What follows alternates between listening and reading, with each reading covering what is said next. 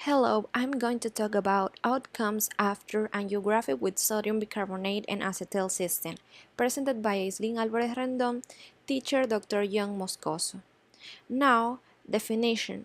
Contrast-induced nephropathy, CIN, is most commonly defined as renal impairment or acute kidney injury, occurring within 48 hours of administration of intravascular radiography contrast material that is not attributable to other causes.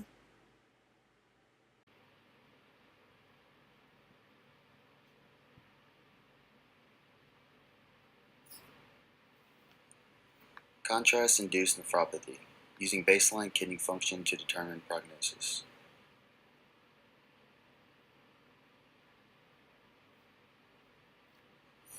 Background, epidemiology, and etiology. Contrast media started being used for diagnostic purposes in the late 1920s by Dr. Moses Swick while performing a urogram in order to treat syphilis. Since then, contrast media is used to enhance vasculature and other body tissue during radiographic imaging. The definition of contrast-induced nephropathy is an increase of serum creatinine 24 to 48 hours post-administering contrast media. This is an increase of 0.5 milligrams per deciliter of serum creatinine or 25% increase in creatinine level from baseline. Initially, the belief was iodine contrast was a primary culprit in causing kidney injury in patients after the body breaks it down and excretes it. However, after years of research, it has been determined certain comorbid conditions and baseline kidney function significantly increase the likelihood of kidney injury with the interaction of contrast media. These comorbidities include chronic inflammation, diabetes, chronic renal insufficiency, congestive heart failure, multiple myeloma, and inflammatory perithrombotic states. Also, a baseline estimated glomerular filtration rate of less than or equal to 36.8 has been proven to significantly increase the incidence of contrast-induced nephropathy. In the picture, you can see a coronary angiogram, and these are very commonly used to diagnose patients with atherosclerotic buildup, and since they're used so often, it's very common for these types of patients with certain comorbidities to develop contrast-induced nephropathy.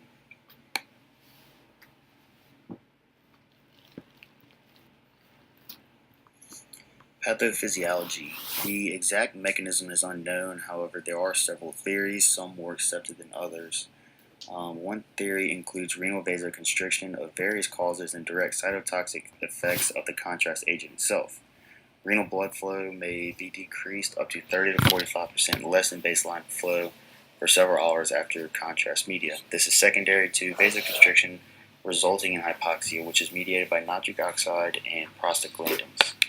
Also stated in certain research studies is there's an increase in blood viscosity further exacerbating the hypoxic environment. And here in the picture shown is the anatomy of nephron and the blood flow throughout it.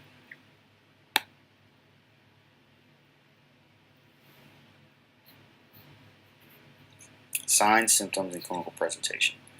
Patients who are diagnosed with contrast-induced nephropathy are usually asymptomatic and only go through a transient decline in renal function that can only be determined through lab analysis. If they do have symptoms, it's usually that of fatigue, poor appetite, swelling, dry, itchy skin, those similar to an acute kidney injury. For labs and imaging, serum creatinine is used as the main indicator of CIN.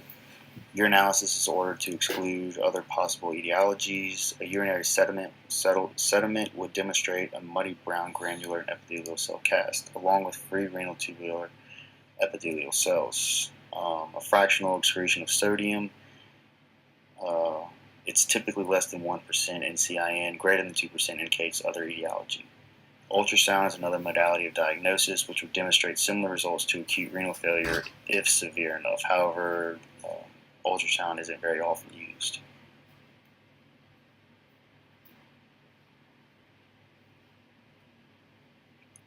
Treatment. Of course, the best treatment would be to avoid any nephrotoxic agents at all. However, sometimes these tests using contrast media are necessary in diagnosing a patient. If they are diagnosed with contrast-induced nephropathy, the treatment is similar to that of an acute renal failure, which is just supportive care maintain hydration and limit further renal injury. There's really no specific antidote available. Hydration, typically 0.9% saline IV, is used along with oral fluid intake and avoiding nephrotoxic drugs. This includes NSAIDs and repeat exposure to contrast material. The transient renal disease is considered those who meet criteria but return to baseline renal function within 3 months. In severe cases where supportive care does not resolve the injury, hemodialysis is required. These patients will become anuric, have electrolyte imbalances, and multi-system organ failure.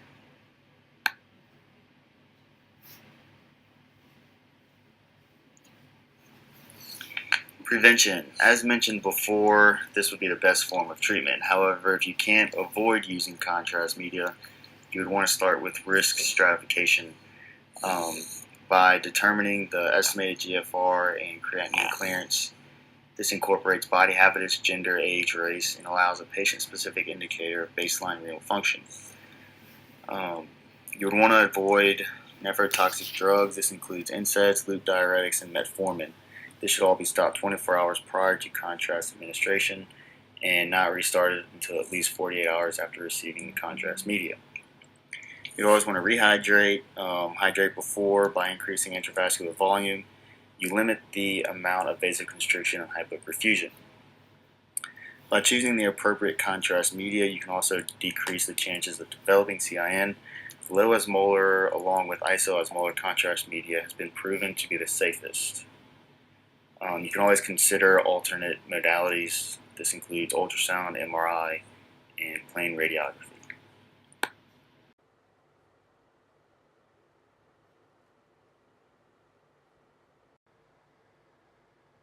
Now, application in medicine. In clinical practice, alternative additional treatment for the prevention of contrast-associated acute kidney injury as intravenous sodium bicarbonate and oral acetylcysteine.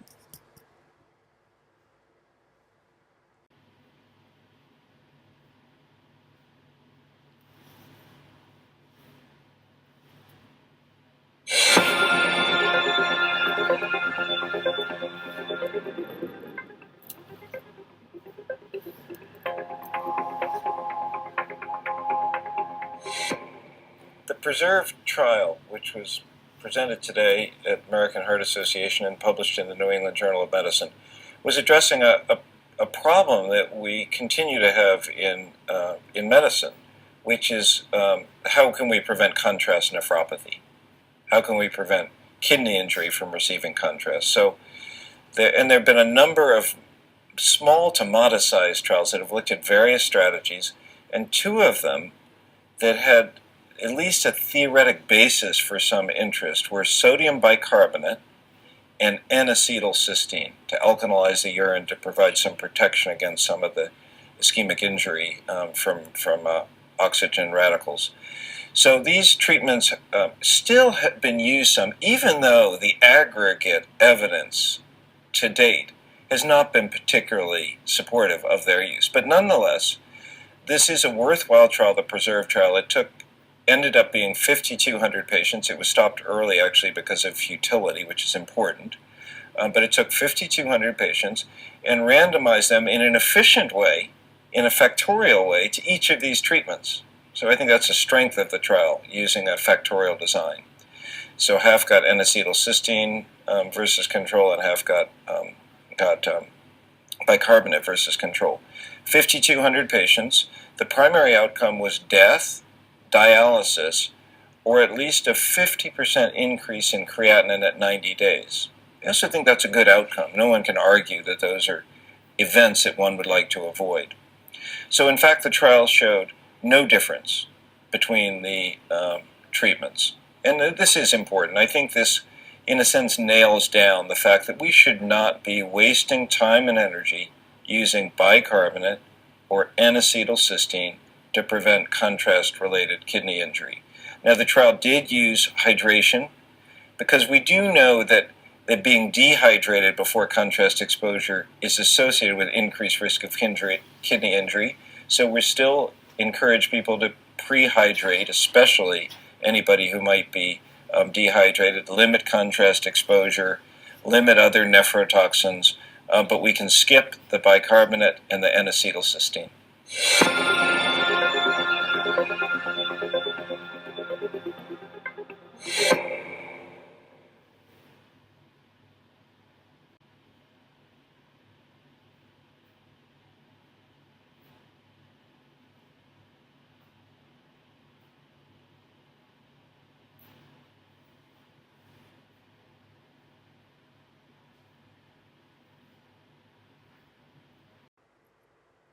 Now, how was this exquisite methodology? First, in the prevention of serious adverse events following angiography, preserve trial a total of 5,177 patients at high risk of contrast-induced renal failure scheduled to undergo angiography were enrolled and randomized in a by and a 2-by-2 factor fashion.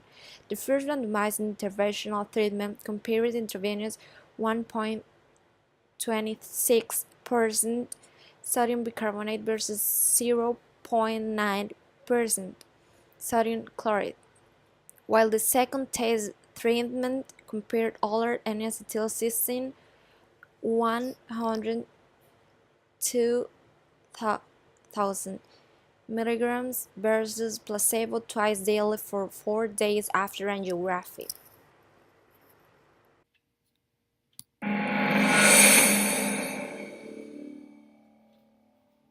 The findings of the study were that sodium bicarbonate was not superior to saline and N-acetylcysteine was not superior to placebo.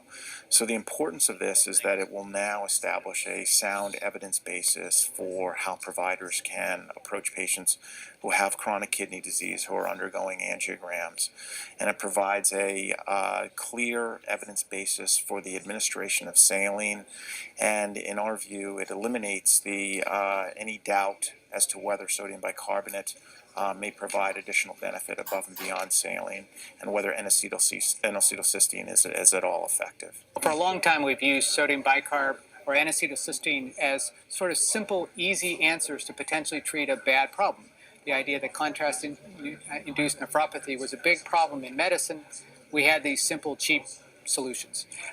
Unfortunately, PRESERVE shows pretty clearly, and now definitively on top of some other studies, that these agents honestly don't work, and that we just need to go back to giving just normal saline, making sure a patient is well hydrated before the procedure. In my view, what it means for the future is we're on to novel strategies and novel treatments. We either need to develop a non-toxic contrast agent that is perfectly safe for the catheterization laboratory with no consequences for the kidneys, or we need bona fide novel treatments that are organized to preserve and protect organs from the damage of contrast-induced injury to the cells, as well as atheroembolism. And those novel agents are being tested now in clinical trials with a 90-day outcome, which is a clinical outcome, what we call major adverse renal and cardiac events. And I anticipate this new bevy of clinical trials will deliver a protective therapy for cardiologists to use in the future. We believe that that practice should change right away, that the standard of care should now be for the prevention of contrast-associated acute kidney injury and associated adverse events in patients who are undergoing angiography, that in high-risk patients, that the standard of care should be the administration of intravenous saline, and that there's really no role for either intravenous bicarbonate or oral N-acetylcysteine.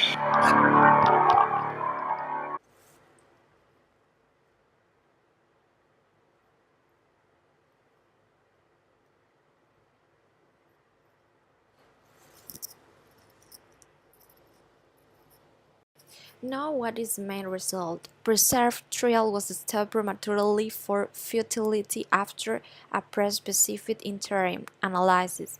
There was no difference for the primary endpoint of death, need for dialysis, or persistent increase of creatinine at 90 days between the intravenous treatment with sodium bicarbonate versus sodium chloride, nor between the second randomized treatment or N-acetylcysteine versus placebo.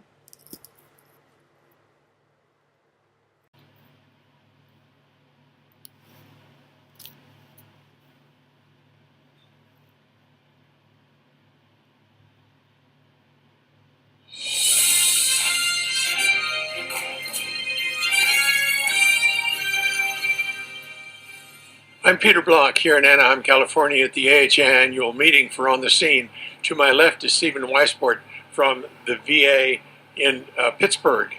And we have been talking about the PRESERVE trial. This is a trial that finally Stephen puts the nail in the coffin of acetylcysteine. Does acetylcysteine work or does it not work? And what's the best way to minimize renal dysfunction after a heart cath? So, Stephen, I won't take away all your thunder. Tell me about the PRESERVE trial. So PRESERVE was a multi-center trial conducted in the United States and Australia, New Zealand, and Malaysia. And its goal was to determine the efficacy of intravenous sodium bicarbonate compared to intravenous saline and the efficacy of N-acetylcysteine. So, those three were the randomized. Did you have a placebo group as well? Yeah, so the bicarbonate group was compared to the saline group, and the placebo group was the N-acetylcysteine group was compared to the placebo group. It was a 2-by-2, so everyone who was involved in the trial, all the patients received 2 different interventions. But the comparison was bicarbonate versus saline and N-acetylcysteine versus placebo. I really like this 2-by-2 design. I think it's a great trial. So let's cut to the chase. What'd you find? So what we found was that compared to saline, intravenous sodium bicarbonate does not reduce the risk for what was a primary endpoint that was comprised of death, need for dialysis, or a 50% or greater increase in serum creatinine at 90 days. And bicarbonate also did not reduce the incidence of contrast-associated acute kidney injury compared to intravenous saline. And with regard to the N-acetylcysteine placebo comparison, N-acetylcysteine did not reduce the primary endpoint compared to placebo, and it also did not reduce the incidence of contrast-associated acute kidney injury. The roar that we hear are the patients saying, thank God I don't need to take N-acetylcysteine any longer. It tastes terrible, doesn't it? It does, it does. So there have been many studies, and including meta-analyses of N-acetylcysteine, and remarkably there's still a fair amount of use of it, and I think that our trial will finally put an end to the use of N-acetylcysteine, or should put an end to the use of N-acetylcysteine for the prevention of contrast-associated acute kidney injury. So for me, Stephen, it seems to me that the answer here is volume, and it really doesn't make any difference, particularly how you give it. And sodium chloride is as cheap as you can get, right? Just hang a bottle of half normal or regular saline up there and increase LVD and intravascular volume. Do you agree with that? Yeah, absolutely. I think that the key with high-risk patients, that is patients with chronic kidney disease, with or without diabetes, and patients who are at high risk for acute kidney injury following the administration of contrast, that intravascular volume, expanding the intravascular space at the prior to and at the time of contrast administration and following contrast administration is the most important thing, and that can be accomplished very simply with isotonic saline. Okay, so let me ask you one last question, and this is a clinical one. Does it make a difference whether you give it before, during, or after your angiography?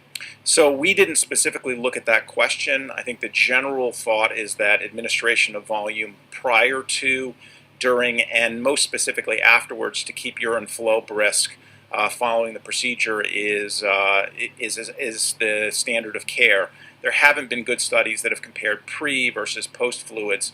So at this point, the standard of care would be volume expansion before, during, and after the procedure. I must say I do it before. I like to give the patient a big slug of something. Even if their LVEDs are up a little bit, 15 or 16, I'll give them 250 or 300 cc's very quickly before I give them any contrast. But who knows if that's the right thing to do. As long as you give them lots of volume and keep the urine flowing, that's the important thing. Absolutely. Absolutely. Thank you very much, Stephen.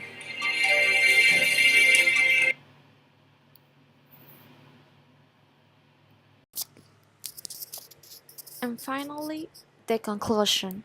Among high-risk patients undergoing angiography with contrast dye, sodium bicarbonate was not superior to sodium chloride, and N-acetylcysteine was not superior to placebo at preventing major adverse renal events or at preventing contrast-induced nephropathy. Thank you.